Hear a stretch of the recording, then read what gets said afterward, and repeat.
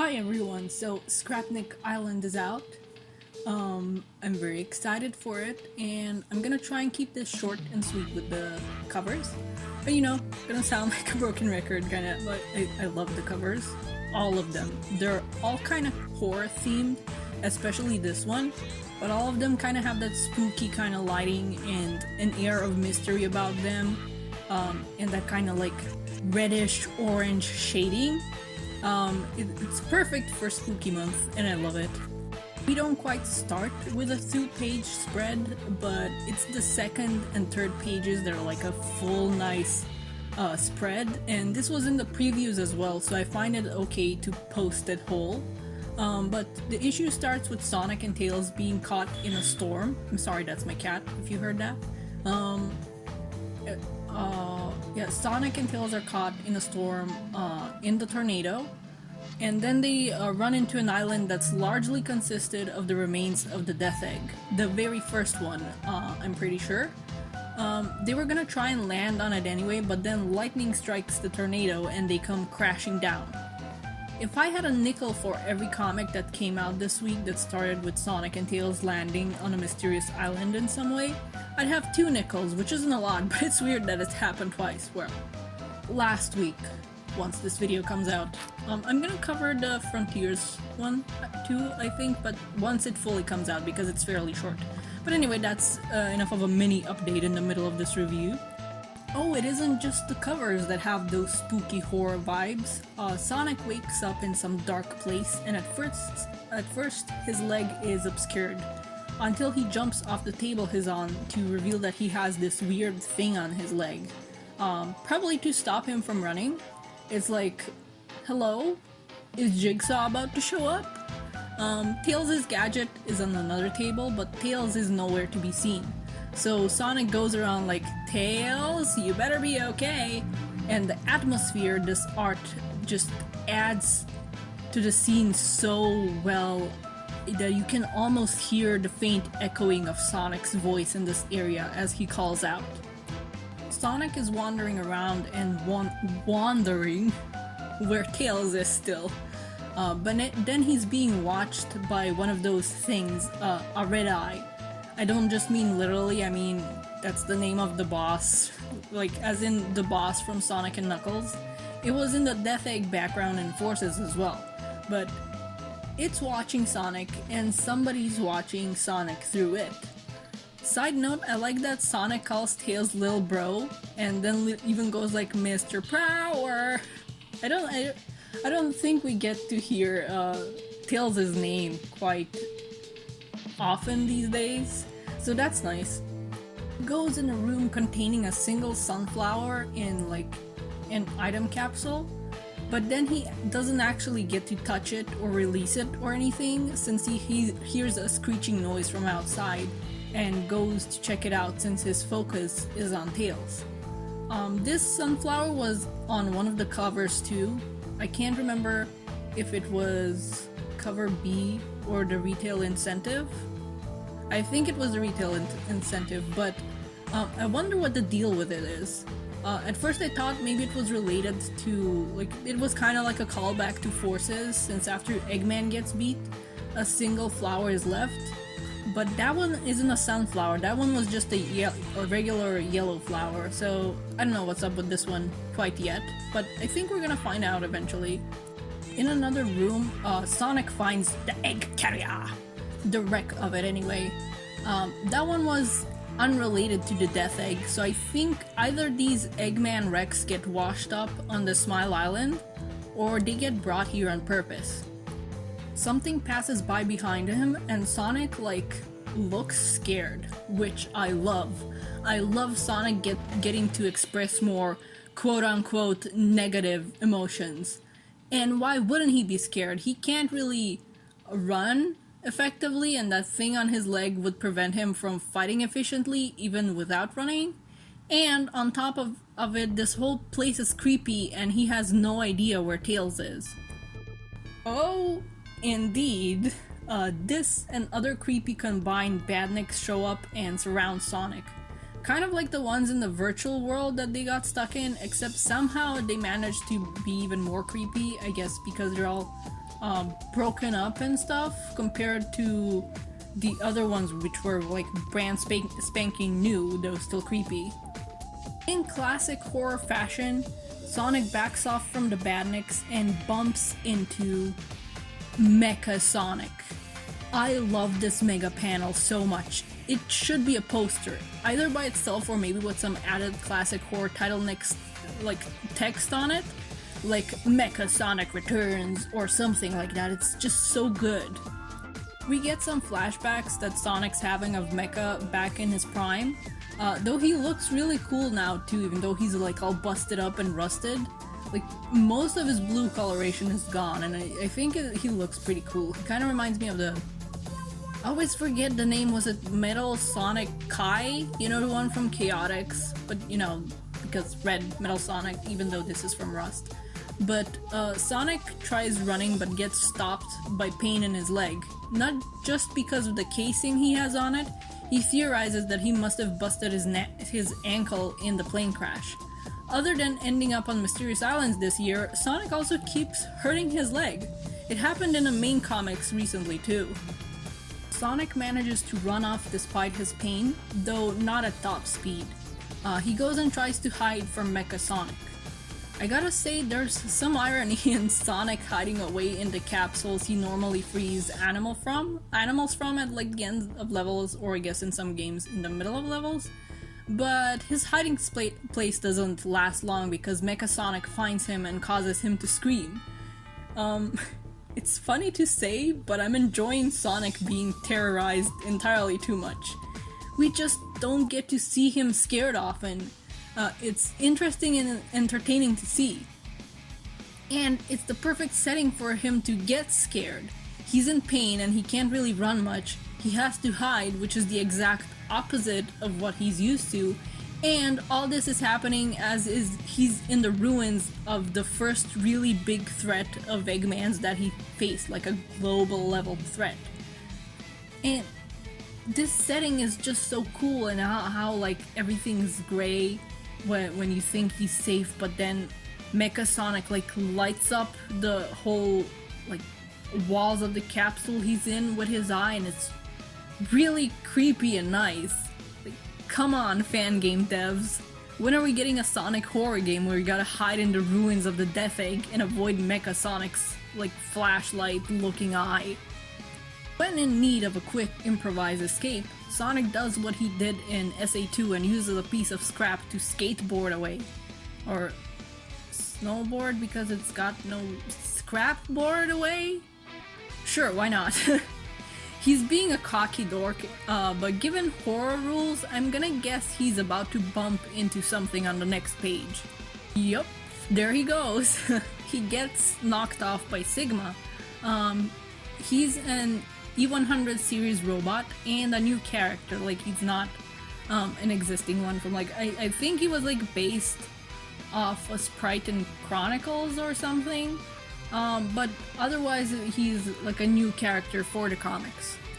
Again, I really am enjoying these expressions so much. Like, look how scared he is. We don't usually see this from Sonic in official works. I know we've entered an era of fandom where people get mad for some reason if bad things ever happen to their favorite characters. Like, if a narrative is happening, basically, in an action-adventure comic. So, like, they get mad, like, oh, why are you putting my favorite characters through like, bad situations? And meanwhile, I'm here pointing at my lifelong favorite character, like, haha, look how scared he is! Yes! Terror! Tails shows up, and I gotta say he looks super cute in this style, especially with the way his eyes are shaded here. I just really love it, and he's like the cutest thing to have appeared in this comic so far. Not that I'm complaining, I really love the creepy stuff going on. Sigma introduces himself and explains that Sonic was under observation because of his injury. I do love that Tails was so curious about these scrap badniks and how they helped him and Sonic that he just wandered off to hang out with them and check the place out. He was so distracted he even left his gadget behind. he was distracted and curious. And it was so much that he didn't even wait for Sonic for Sonic to wake up. Like this was full on his curious tech-loving kid side rising up, and I love that. But yeah, these guys are actually good, and I guess the thing on Sonic's leg isn't actually anything dangerous. I guess it's like a brace for his broken ankle, or like dislocated, I don't know what's up, his busted ankle. But they're robots, so they don't really have like medical equipment like casts around, so they just made do with creepy metal parts. Sigma explains that the storm was actually caused by a climate-disrupting machine in the Death Egg. And Sonic's also sitting on a motorbug, so he doesn't have to walk right now, and it's so cute. There's something really adorable about one of Sonic's oldest enemies, by proxy of it being the first enemy that you see in the games if you play from Sonic 1. But it's adorable that now like his oldest enemy is helping him out, and this is like not even Motobud, even though it's also got a busted antenna on one side, but it's just, I don't know, it's adorable. They get officially welcome to Scrapnik Island, getting to see it in full and on the surface now that the storm has passed. Tails gets to geek out on screen now, and he's so cute. I love to see him like get excited about new techie stuff. This comic is really delivering. Like you get Tails basically getting to be a little kid and geek out about techie stuff, and we get to see Sonic be afraid. So. It's great so far, and it's just the first issue. Sonic's relaxed some, but he's still suspicious of Mecha Sonic. Which, fair, he's a type of Metal Sonic. They're always like priority 1 Hedgehog, even though that's not like a thing in this comic, but it's basically like their priority, I'm sorry. Metal Sonic himself didn't change when Sonic tried to give him the chance, so of course he doesn't trust this. It probably doesn't help that he felt terrorized by Mecha Sonic earlier.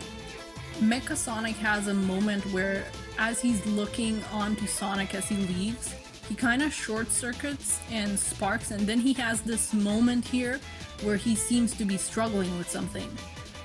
I do wonder if it is that priority 1 Hedgehog, if he's struggling with what his purpose used to be, while still trying to be a good person here and not try to go after Sonic.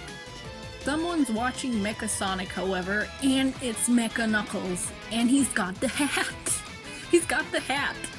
The hat isn't something canon again, not just as a gag, and not in like a mobile game, and Mecha Sonic has claimed the hat. I'm so happy. Like, I'm so happy that it's back in canon, even though it's like all raggedy, and I guess Sonic, what am I talking about? I guess Knuckles lost it somewhere along the way, or if it was never canon to Knuckles, then I guess it's just here to be fan service basically, and I'm not gonna complain about that. The next issue is titled as Trapped in Enemy Territory, so I wonder what's gonna happen. I mean, clearly this miniseries wasn't about to be purely for pleasant exploration on this new island, and I have so many thoughts, like what's up with Mecha Sonic? Is he gonna turn on everyone? And Mecha Knuckles, is he a friend or foe? He's like observing from the shadows like this and looking creepy, but this first issue already taught us that the creepy looking robots aren't like bad or enemies. So like, is something happening with Mecha Sonic? Does Mecha Knuckles know about it? So he's like observing him and about to keep him in check, or is he an enemy?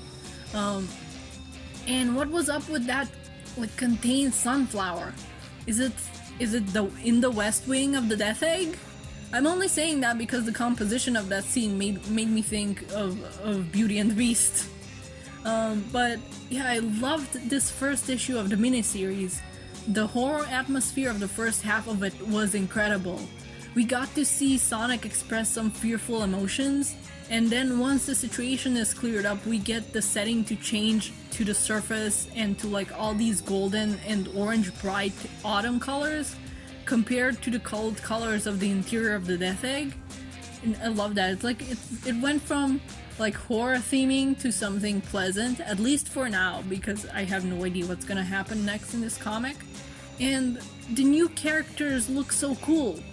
Well, Sigma is technically the only new one, with Mecha Sonic and Knuckles having redesigns, but they're very cool. I'm so glad Sega let them use them and edit them in such a drastic way. I mean, sadly, it's probably because like they probably let them change them so much because Sega doesn't really care anymore for these two characters.